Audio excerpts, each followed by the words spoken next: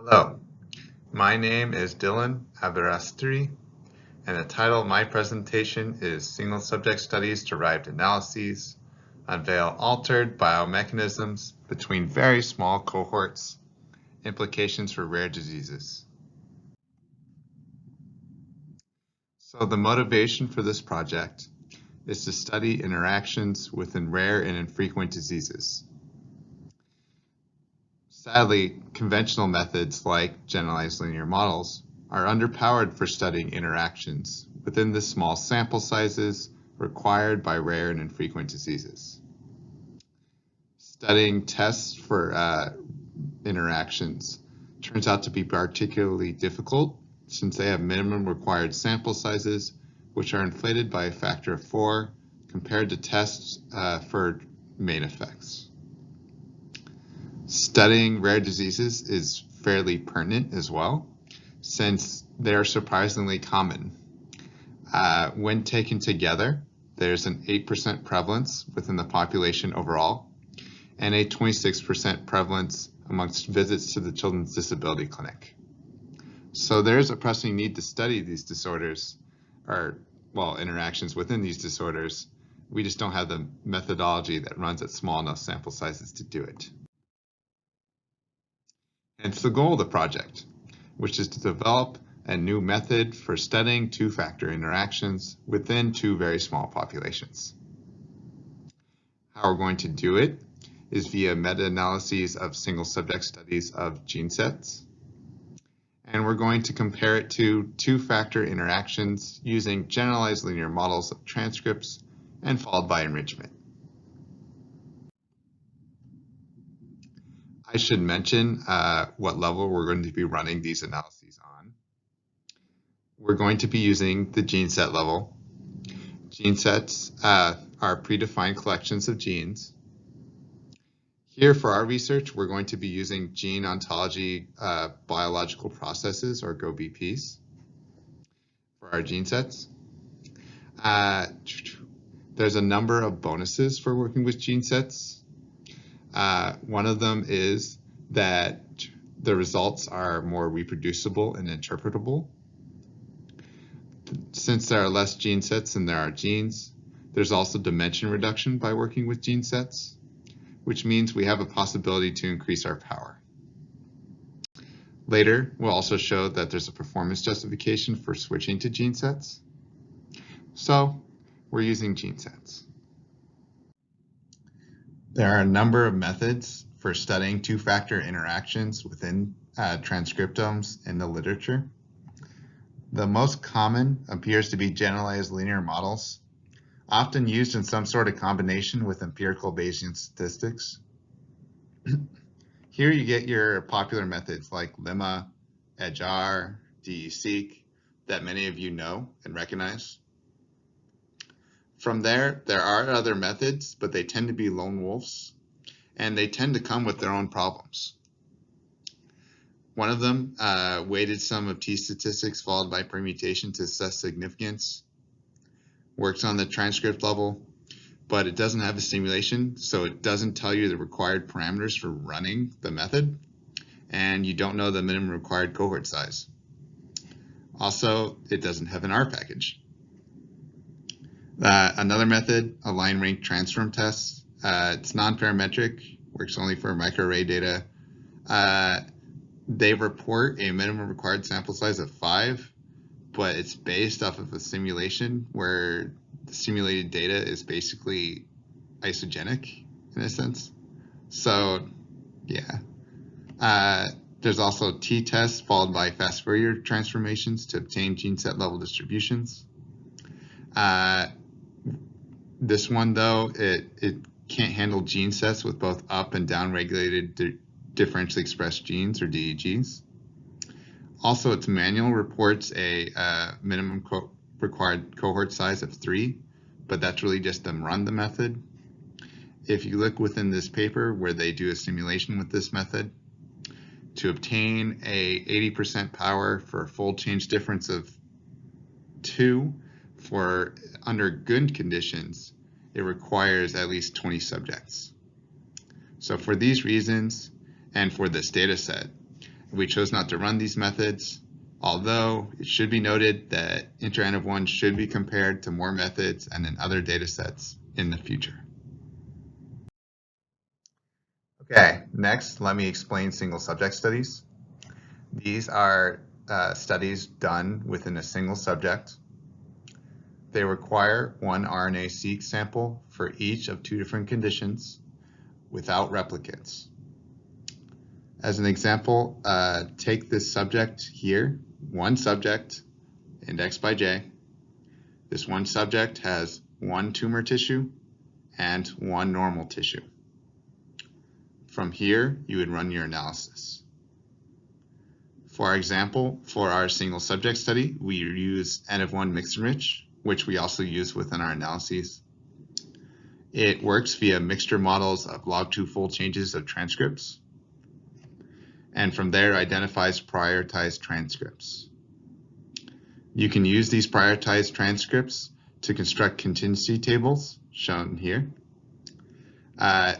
You construct one contingency table per gene set, indexed by I, so this corresponds to 1 gene set. It should be noted that these counts, A, B, C, and D, correspond to counts of transcripts. From here, you can run a Fisher exact test and thereby identify gene sets enriched for prioritized transcripts. Or you can calculate the log odds ratio, which will be approximately normally distributed and have variance shown here. It should be emphasized that the log odds ratio corresponds to the effect size for 1 gene set in 1 subject. This leads nicely into our developed method called inter-N-of-1. You start with 2 different cohorts of subjects. Each subject, indexed by J, has 1 tumor tissue and 1 normal tissue. From there, you run a single subject study on each subject, and then get these log odds ratios shown in equation 1. Again, you will get a log odds ratio for each combination of gene set and subject. And these A, B, C, D counts are counts of transcripts.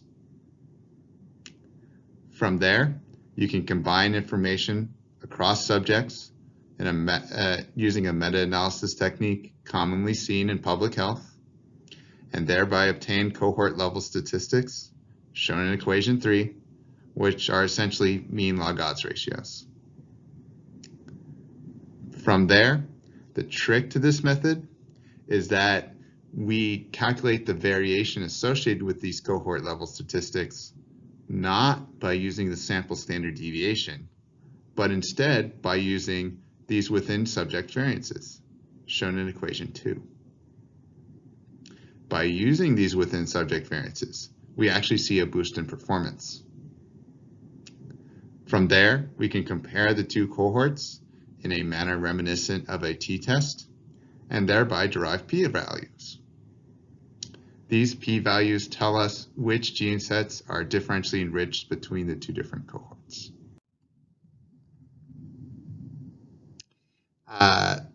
Next, you're probably wondering, how are we going to compare generalized linear models to inter-N-of-1?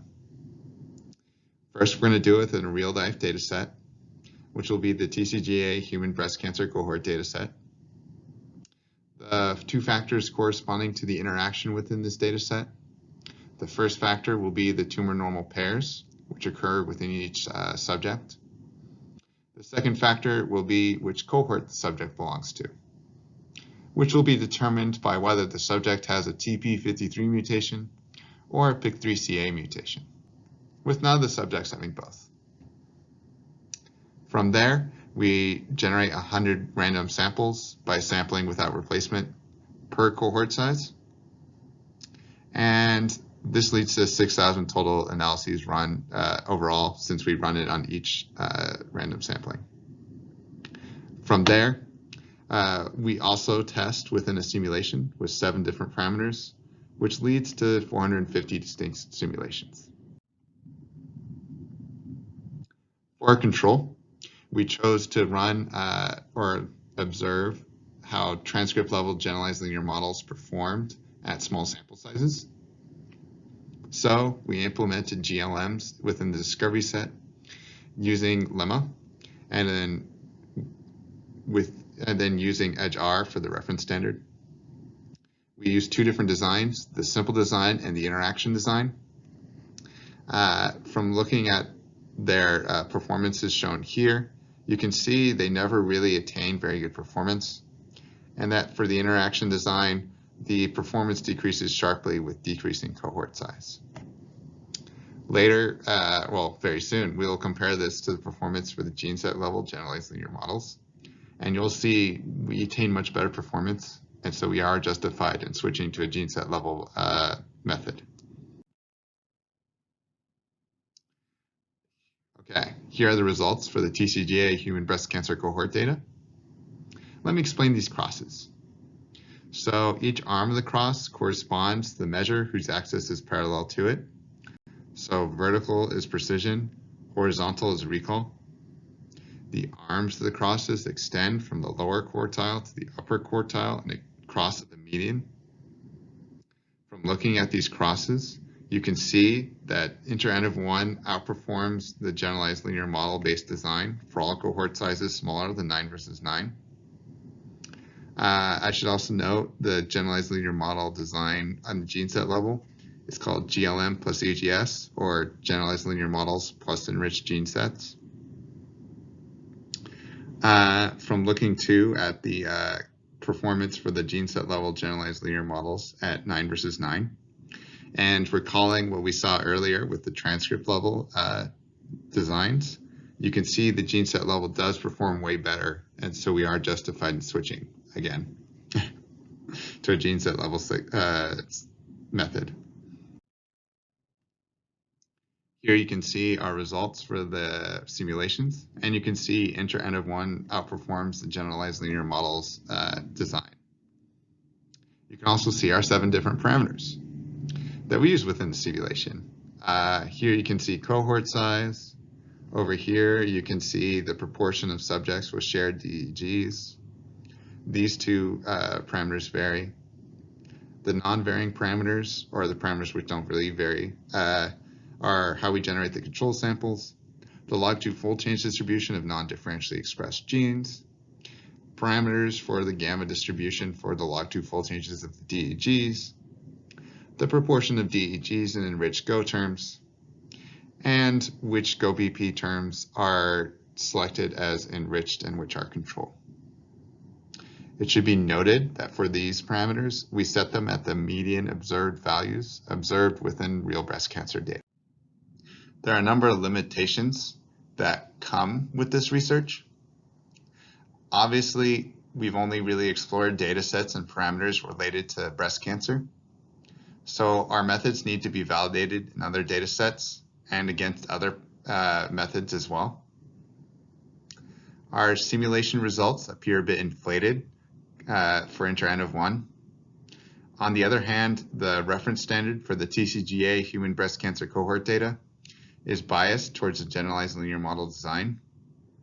This bias means that the results for inter-N of 1 are actually conservative for the TCGA human breast cancer cohort data. So we expect the two methods to run somewhere in between these two results. Future studies should address confounding variables like gender, age, etc.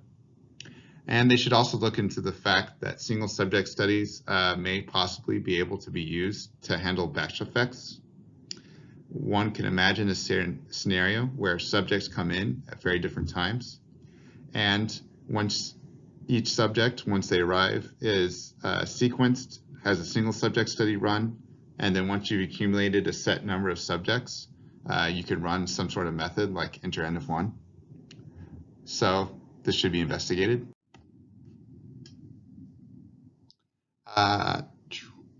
The take-home point for this presentation is that the key to inter-N of 1's better performance at small sample sizes is the fact that it uses within subject information to inform on cohort level statistics. Since this within subject information comes from the use of single subject studies, maybe by developing new methods using these single subject studies, we'll be able to develop methods that run at smaller sample sizes than were previously possible. This would enable studies to be done within rare and infrequent diseases that were previously impossible as well, and would thereby advance the field of medicine. I would like to thank my co-authors, the Lucier Lab, University of Arizona, University of Utah, all the grants that helped fund this research, and Bio5. Any questions?